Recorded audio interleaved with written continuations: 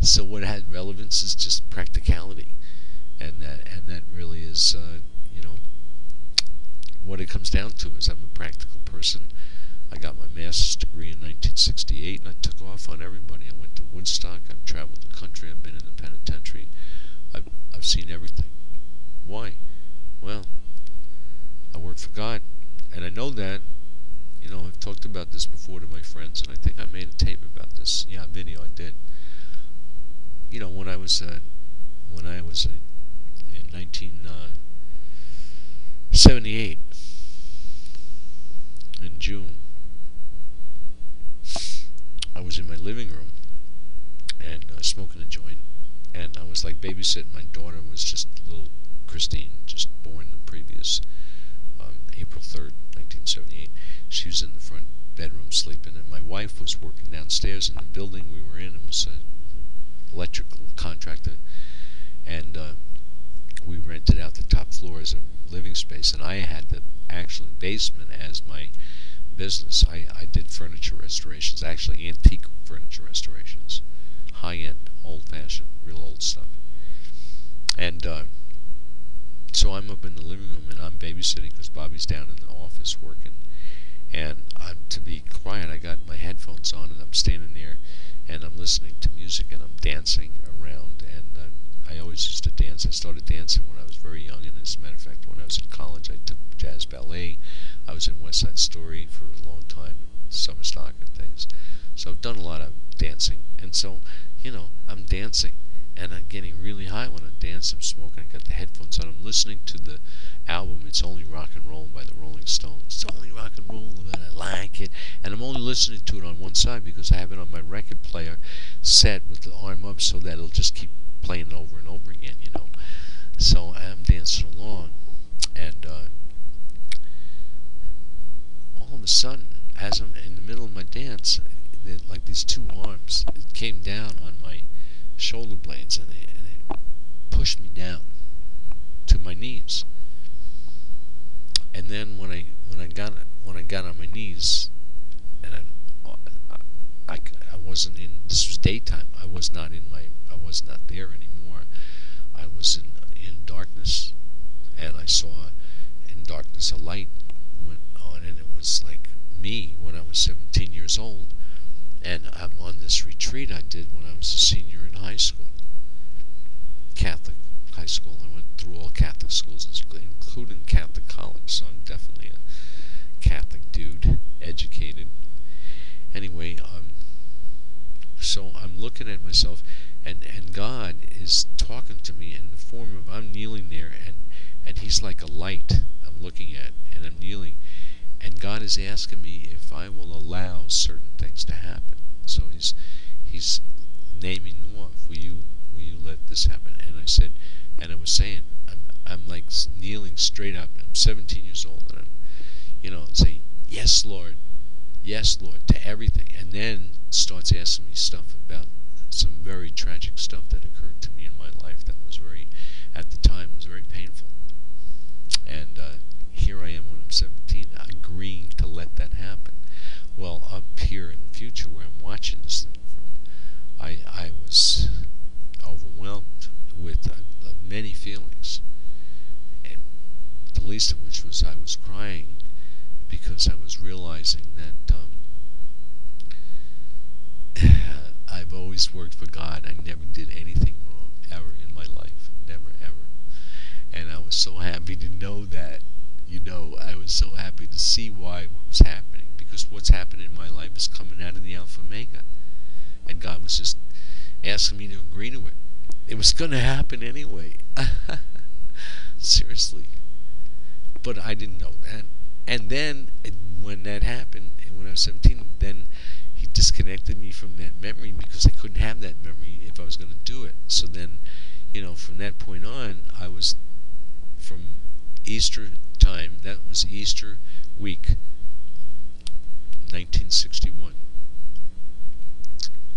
From that point on, I've been totally a slave of God. I've been His slave. That's all I've done. Every breath I take, every thought I have, everything that's coming out of me is there. this is where God showed me that when, that was 1976. I was like 33 or 30, so 40, I don't know, 33, yeah. And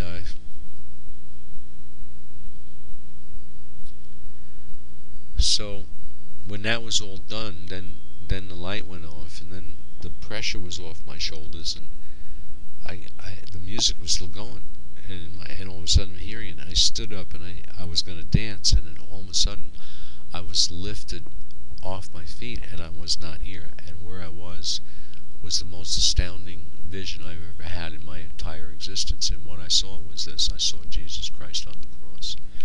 I was above him, floating in the air, and I'm looking down at him, and his head was down, and he was totally drenched with blood. The tops of his shoulders and his arms, there was not a patch of skin visible. Totally glistening in the sun, and the blood was starting to change colors because of the sunlight, and the dusty ground. And I floated there. I don't know how long I looked at him. Probably a million years. Think I'm kidding? I'm not.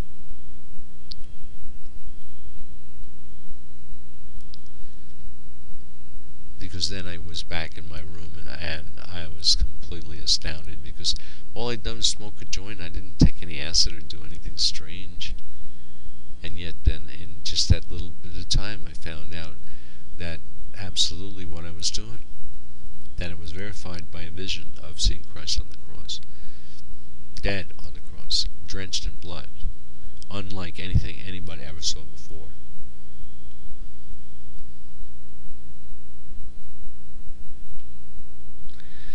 I didn't mean to talk about all this stuff, but it's really important to understand that this foundation of the church in July 4th of 1776 is right out of the Alpha Omega. So for us to get involved and agree with it means that we ride the short ride. We get the ticket, we have fun. And I'm not going to say what happens if you don't do it, because I'm not like that. I don't believe in negativities. I don't want anything negative to happen to you. I really don't. I don't at all. Absolutely not. I do not want anything to happen negatively to you or to anybody. I pray about that all the time. I truly do. And I practice, displace all negative worrisome thoughts with positive, hopeful thoughts generated by faith. I do that, and I stay that way, and that's who I am. So that's funny. That's the phone ringing right then. I'm not going to answer the phone, but I said just that's who I am. Anyway, maybe that's a signal that it's time for me to end this. Yeah, I will. That's the end of it. God bless you. Really, God bless every single one of you that listen to this, and I hope and pray that you do what I'm asking you to do, that you give up your crap. And that's all it is. If you're carrying some religion around, that's a bunch of shit. You're not being American. That's the point. You got to give up that shit for being American, so we're all in this together, and we're all equal. Because if you're carrying your religion, we're not equal. If I'm carrying my religion, if we're all doing that, we're not equal. We have to be equal, and that's the most important part of equality, is how you feel about God, because that's what you all base your lives on, whether you want to admit it or not. So it's a combo thing here I'm doing. I'm teaching you that God is good, and you have to think like that in order to understand reality. That's it. You got to think like that. And I'm saying, if God is good and you think like that, you should be smiling. You should be like me. You should be laughing. Just because of... You should be laughing. You should be laughing because you know me. that there's a remote chance that maybe I'm truly telling the truth, and that happy days are here. You know what I'm saying? I mean that. I know they are. I would like you to get it. You don't need to feel it. You just need to think it.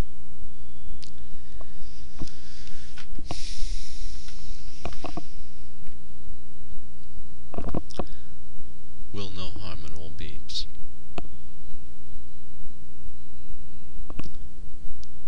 unbreakable.com.